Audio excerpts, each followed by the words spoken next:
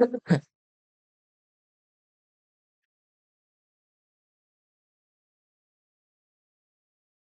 Friends, हमारे YouTube channel में आपका स्वागत है। तो आज की क्लास में हम क्लास 8 का इंग्लिश का मॉडल सेट सॉल्यूशन देखने के लिए जा रहे हैं। ये हमारे चैनल पे सेट 1 करवाया जा रहा है। टोटल हम आपको 3 सेट करवाएंगे। अगर आप इस तीनों सेट को शुरू से लेकर के अंत तक वॉच कर लेते हैं, तो आपके एग्जाम में इससे बाहर कुछ नहीं पूछा जाएगा। सिर्फ तीनों सेट को आप शुरू से लेकर के अंत तक वॉच कर लीजिएगा। आपके एग्जाम में जो टोटल नंबर ऑफ क्वेश्चन होते हैं वो 50 क्वेश्चन पूछे जाते हैं। अगर आपको science, social science, Hindi, math का अगर सेट देखना है, तो उसका लिंक हम आई बटन में डाल देंगे, वहां से जाकर के आप देख सकते हैं। तो चलिए हम लोग वीडियो को शुरू करते हैं। आप लोग सिर्फ वीडियो को शुरू से लेकर के अंत तक वॉच करिएगा। इस पीडीएफ से, इस सेट से आपको बहुत हेल्पफुल पहुंचेगा आपके एग्जाम के लिए। तो चलिए वीडियो को शुरू करते हैं। देखिए, सबसे पहले आपको क्या करनी है, read the passage carefully and choose the correct option. सबसे पहले आपको पैसेज पढ़नी होगी। पैसेज समझ करके उसके बाद जो इसका क्वेश्चन दिया गया है, हम लोग उसे बनाने का कोशिश करेंगे। तो देखिए पैसेज में क्या लिखा गया है। On the first day of school, school के पहले दिन, ईच स्टूडेंट का मतलब प्रत्येक student, has to stand up, प्रत्येक स्टूडेंट को खड़ा किया जाता है, and tell the class three things, और क्लास में ही तीन बातें बतानी होती है। कौन कौन सी बातें बतानी होती है। हीज और हर नेम, सबसे पहले आपका नाम क्या है। द नेम ऑफ विलेज, आपका गांव का नाम क्या है। And what their father did, आपके पिता क्या काम करते हैं। तो ये तीन बातें पूछे जाते हैं जब फर्स्ट डे स्कूल बच्चा कोई जाता है तब। तो फर्स्ट बच्चा खड़ा होता है, वो बताता है कि my name is Ramu, my village is Milur, my father is bus conductor, मेरे जो पिता है वो क्या है, बस कंडक्टर है। सैड द फर्स्ट चाइल्ड, ये पहला बच्चा जवाब देता है। Then when it was Kali turn, अब काली की बारी आती है, तो काली, सी वाज सो प्राउड, काली अपने आप में गर्व करती है, और गर्व के कारण सी फेल्ट लाइक अ बैलून, ऐसा लग रहा है कि काली किसके जैसा फूल गया, बैलून के जैसा। तो आपका ये क्या था, पैसेज था। पैसेज को आप देख लिए। अब चलिए, अब हम लोग इसका क्वेश्चन को बनाने के लिए कोशिश करते हैं। देखिए, लिखा गया है, how many things the students had tell on the first day of school, छात्र ने स्कूल के पहले दिन कितने बातें बताई। One, two, three, four. तो आप लोग जानते हैं कितने बातें बताए, तो तीन। ऑप्शन नंबर सही क्या हो जाएगा, C. Question number two, who belong to Milor village, Milor village से कौन बिलोंग करता था, रामू, काली, सेल्वी या मिलोर। तो आप लोग जानते हैं मिलोर विलेज से कौन बिलोंग करता था, तो रामू। ऑप्शन नंबर सही क्या होगा जी, ए। क्वेश्चन नंबर थ्री लिखा गया है। थ्री में लिखा गया है, who felt like a balloon, balloon के जैसा कौन फूल गया था, काली फूल गया था, सेल्वी फूल गई गई थी, और थोर फूल गया था, या रामू फूल गया था। तो आप लोग जानते हैं कौन फूल गया था, तो काली फूल गया था। ऑप्शन नंबर सही क्या हो जाएगा, ए। तो इस तरह से हम लोग पैसेज, फर्स्ट पैसेज में किस तरह से क्वेश्चन था आप देख लिए। अब चलते हैं पैसेज नंबर टू की तरफ। देखिए पैसेज नंबर टू में क्या लिखा गया है। Read the passage and choose the correct option. सबसे पहले हम लोग पैसेज को रीड करते हैं, उसके बाद जो इसका क्वेश्चन हम लोग इसका आंसर देने का कोशिश करेंगे। पैसेज लिखा गया है, many years ago, many years ago का मतलब होता है कई साल पहले, at the foothill, foothill का मतलब होता है तलहटी, माउंटेन एक पर्वत है, और उस पर्वत का नाम है कैट्स स्किल, पर्वत का क्या नाम है, कैट्स स्किल। वहां पे फुट हिल पे, यानी एक यहाँ पे पर्वत है इस तरह से, यहाँ से यहाँ पे लिखा गया फुट हिल। इस जगह पे लिटिल विलेज, एक छोटा सा क्या है, गांव है। In that village lived always a simple good natured fellow name, उस गांव में एक साधारण सा व्यक्ति, अच्छे नेचर का आदमी, एक व्यक्ति रहा करता था। उसका नाम है रिप वन वेंकल, याद रखिएगा, Rip Van Winkle. He was a kind वो दयालु है। Neighbours ready to help anyone, अपने पड़ोसी में किसी का भी मदद करने के लिए वो हमेशा रेडी रहता है। Everyone in the village liked him, उस आदमी को उसके गांव वाले सभी लोग पसंद करते थे। The children of the village shooted with Joy when ever the saw him, जब छोटे छोटे बच्चे उस व्यक्ति को देखता था तो खुशी के मारे शूटेड चिल्लाना क्या कर देता था, शुरू। तो आप लोग देखें कि पैसेज किस तरह से है। अब हम लोग इसका क्वेश्चन को सोल्व करते हैं। क्या लिखा गया फोर में कि everyone in village liked Rip Van Winkle because she was, गांव के लोग रिप वैन विंकल्स को क्यों पसंद करते थे, इसका क्या कारण था। वो सिंपल इल था, वो पुअर था, या बैड था, या सिंपल गुड नेचर्ड फेलो था। तो अभी आप लोग को बताए थे वो कैसे आदमी था। तो यहाँ पे क्या हो जाएगा, सिंपल गुड नेचर्ड। ऑप्शन नंबर सही क्या हो जाएगा जी, सी। आप लोग देख लिए। चलिए क्वेश्चन नंबर चलते हैं नेक्स्ट की तरफ, 5। देखिए 5 में लिखा गया आपके सामने, where is the village situated, जो घर था वो कहाँ सिचुएटेड था। Near the temple, near the school, near the river, foot hill of Catskill mountain. Option number सही क्या हो जाएगा, सी। तो आप लोग देख लिए कि पैसेज से कितना आराम से क्वेश्चन बन जा रहा है। चलिए अब हम लोग देखिए एप्लीकेशन लिखना है, तो एप्लीकेशन किसके पास लिखना है। तो देखिए लीव छुट्टी पर एप्लीकेशन लिखना है। तो आप लोग जानते हैं जब छुट्टी पे एप्लीकेशन हम लोग लिखते हैं तो किसके पास लिखते हैं, प्रिंसिपल के पास या हेडमास्टर के पास। तो सबसे पहले हम लोग यहाँ क्या लिखेंगे, ऑप्शन के अनुसार बनेगा। अगर टू द हेडमास्टर होगा तो टू द हेडमास्टर लिखेंगे, अगर टू द प्रिंसिपल होगा तो टू द प्रिंसिपल लिखेंगे। तो ऑप्शन को सबसे पहले हम लोग देख लेते हैं। लिखा गया द पोस्ट मास्टर, ये तो नहीं होगा। द डायरेक्टर, ये भी नहीं होगा। द प्रिंसिपल, हाँ तो ऑप्शन नंबर सही क्या हो जाएगा, सी। यहाँ क्या लिखा एडिटर, ये भी नहीं होगा। क्वेश्चन नंबर चलते हैं 7 की तरफ। अब देखिए यहाँ पे हम लोग क्या लिखते हैं, 7 में दो चीज लिख सकते हैं। डियर लिखते थे, नहीं तो डियर सर, नहीं तो क्या लिखते थे, रिस्पेक्टेड सर। RESPECTED, ये दो में से लिखते थे, जो दो में से एक होगा वही हमारा क्या होगा, सही होगा। चलिए देखते हैं तो 7 का क्या हो जाएगा, रिस्पेक्टेड हो जाएगा कि नहीं, यस रिस्पेक्टेड हो जाएगा। क्योंकि यहाँ क्या है, रिस्पेक्टेड। देखते हैं डियर भी है क्या, नहीं, डियरेस्ट है, तो हमारा ये क्या हो जाएगा, गलत हो जाएगा। तो हमारा सही कौन हो जाएगा, 7वां का है। हेलो बोलते हैं क्या, नहीं बोलते हैं। क्वेश्चन नंबर अब लिखते हैं 8। जब आप लोग जानते हैं एप्लीकेशन को जब हम पूरे कर लेते हैं तो हम लोग यहाँ क्या लिखेंगे, थैंक यू। क्या लिखते हैं जी, थैंक यू। तो देखते हैं थैंक यू की जगह दूसरा कुछ भी रह सकता है। देखते हैं ऑप्शन के अनुसार, नहीं वेलकम तो नहीं होगा, मिस यू नहीं, सी यू नहीं, थैंक यू। ऑप्शन नंबर सही क्या होगा, डी। तो इस तरह से टोटल हम एप्लीकेशन का 3 क्वेश्चन कंप्लीट कर लिए। अब हम लोग आगे चलते हैं। आगे लिखा गया आपके सामने, how many kinds of noun are there, noun के कितने प्रकार होते हैं, 1, 2, 3 या 4। तो आप लोग जानते हैं, तो इसका आंसर या 4 ने 5 लिखा हुआ है। तो नाउन के कितने प्रकार होते हैं, 5 प्रकार। ऑप्शन नंबर सही क्या हो जाएगा, D.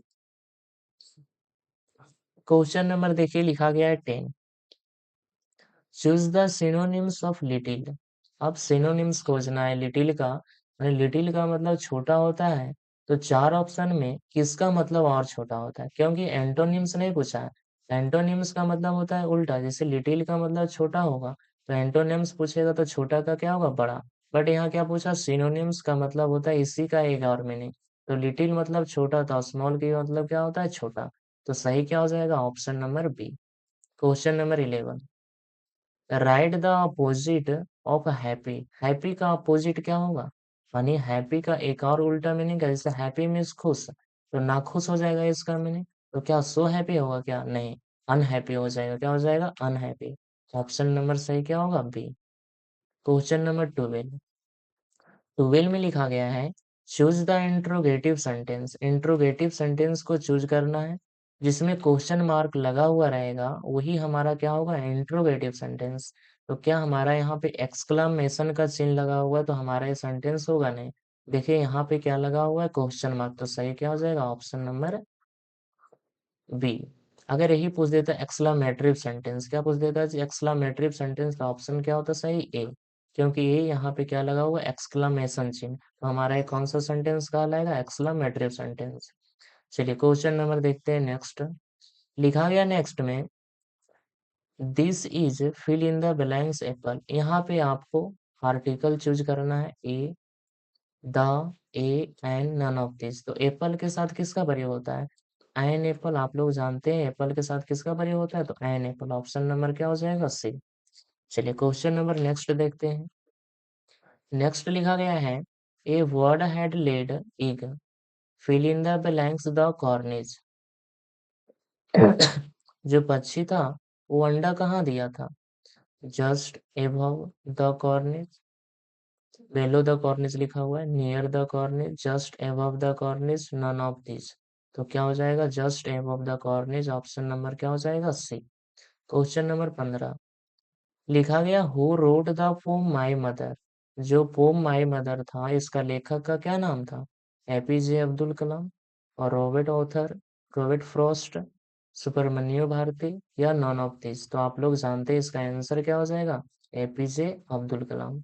Question number 16 which tribe did Kali belong to. Kali कौन से ट्राइब से बिलोंग करती थी, संथाली ट्राइब, इरूला ट्राइब। तो क्या हो जाएगा जिसका answer, Irula tribe. Option number क्या होगा, A. Question number 17 the poet wandered lonely as, जो पोएट था वो किसके जैसा भटक रहा था, बबल के जैसा, क्लाउड बादल के जैसा, लोफर के जैसा, या रेनबो के जैसा। तो किसके जैसा भटक रहा था, तो क्लाउड के जैसा। इसका आंसर क्या हो जाएगा, option number B. Question number लिखा गया next, name the Siachen refer to land. यानी नेम द सियाचिन रेफर करता है लैंड को, विथ एंड एविडेंस किसको रेफर करता है, आइस को, बर्फ को, वाटर पानी को, रोज फूल को, रॉक्स चट्टान को। तो एविडेंस का मतलब क्या होता है, रोज। ऑप्शन नंबर क्या हो जाएगा, सी। क्वेश्चन नंबर 19 लिखा गया, हु हैड प्रिचेड धामा इन भारत लैंड। कह रहा है प्रिचेड धामा के नाम से किसे जाना जाता है, तो आप लोग जानते हैं जी किसे जाना जाता है, क्या है फर्स्ट में शंकराचार्य, बी में लिखा गया आपके सामने महावीर, सी में लिखा गया सी में लिखा गया बुद्ध, और डी में लिखा गया विवेकानंद। इसका आंसर क्या हो जाएगा, ऑप्शन नंबर सी, बुद्ध। चलिए क्वेश्चन नंबर नेक्स्ट चलते हैं। Name the scared river of India. पवित्र नदी के नाम से इंडिया में किसे जाना जाता है, यमुना नदी को, गंगा नदी को, या गोदावरी नदी को। तो किसे जाना जाता है, गंगा नदी को। तो टोटल हमारा 20 क्वेश्चन कंप्लीट हुआ। अब देखते हैं 21 से हम लोग फिर से शुरू करते हैं। अब देखिए यहाँ फिर से आपके पास पैसेज है, तो read the passage and choose the correct option. सबसे पहले हम लोग पैसेज को रीड करते हैं, उसके बाद इसका क्वेश्चन बनाने का फिर से कोशिश करेंगे। तो देखिए पैसेज क्या लिखा गया आपके सामने, पैसेज लिखा गया है, in Siachen not all soldier die of enemy action.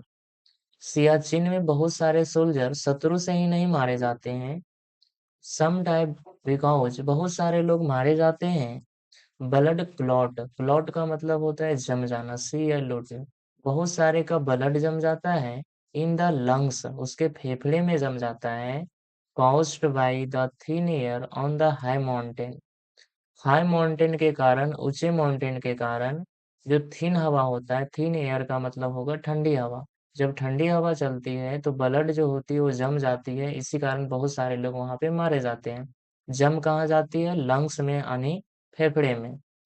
On an average, अगर आप एक एवरेज मान के चलिए रोज प्रतिदिन का, तो one Indian soldier is killed every other day, यानी एक दिन छोड़कर दूसरे दिन वहां पे इंडिया का सोल्जर एक मारे जाते हैं, एक दिन छोड़ करके, due to extreme weather condition, मौसम खराब होने के कारण मारे जाते हैं। द सोल्जर कॉल्ड इट, वहाँ का जो सोल्जर होते हैं वो जनरल ग्लेशियर, यानी वहाँ का जो सोल्जर होते हैं वो क्या उसे बोलते हैं, उस पर्वत को जनरल ग्लेशियर बोलते हैं। क्या बोलते हैं जी? General glacier. The general call is prestigious issue the sacrifice their lives because the love their country.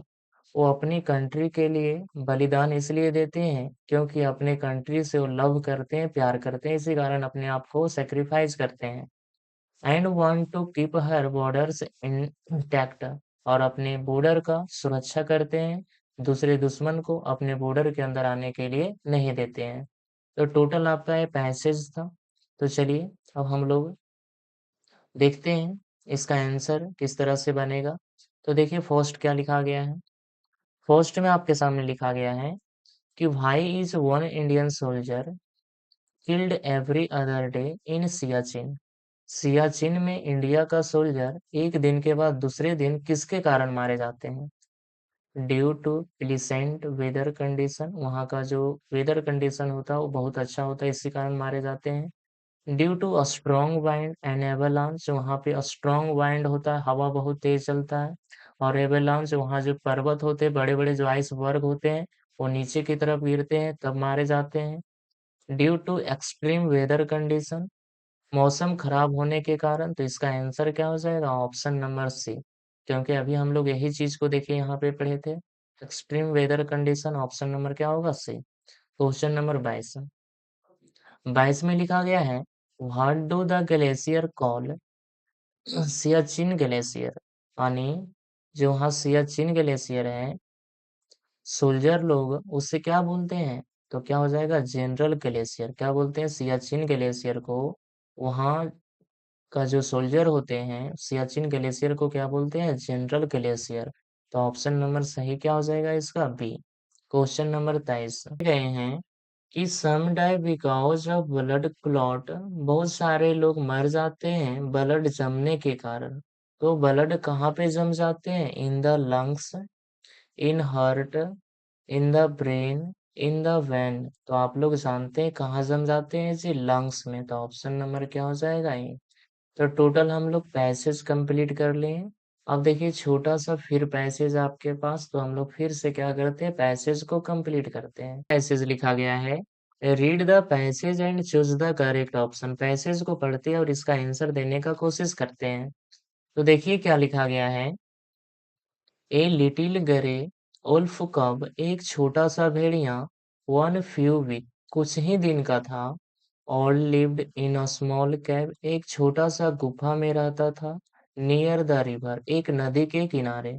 His eyes, जो उसका आँख था, हैज नॉट बीन ओपन, उसका आँख खुलता नहीं था, but he has already learn, लेकिन वो सभी चीज को परख लेता था, जान जाता था। किसके सहारे थे? बाई टच, स्पर्श करने के सहारे से। किसके कारण?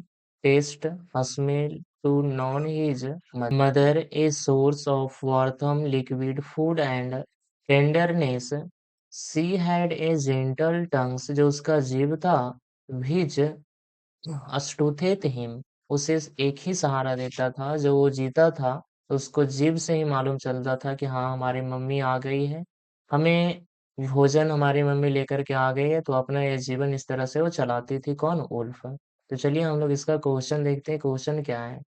वेयर वाज द कब कैब, जो छोटा सा उल्फ था, छोटा सा भेड़िया था, वो कहाँ रहती थी? कैब में रहती, बट कैब कहाँ बना हुआ था? Near the hill, near the field, near the lake, near the river. तो कहाँ बना हुआ था? नदी के किनारे। तो ऑप्शन नंबर सही क्या हो जाएगा? बी। देखिएगा सी हैज अ जेंटल, देखिए she has a gentle tongues, तो क्या हो जाएगा? She has a gentle tongues. Option number क्या हो जाएगा? ए, क्योंकि इसके पास एक जीव ही था जो इसका सहारा था। अब चलते हैं क्वेश्चन नंबर 3 की तरफ।